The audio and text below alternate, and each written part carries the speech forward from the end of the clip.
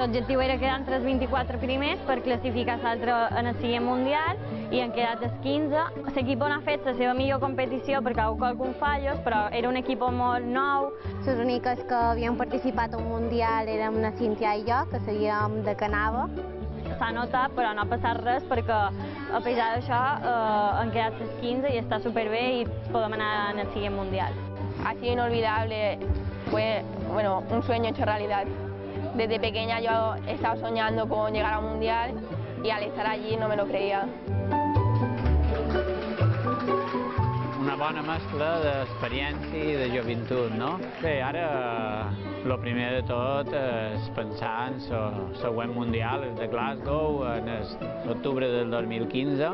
Si poguéssim entrar dins els 8 primers per passar directament la classificació directa en els Jocs, estaria molt bé, però és bastant difícil. Està molt difícil perquè estan les americanes, que són potències mundials en aquest nivell, són potències. Intentarem, no ens quedarem a darrere, però està difícil.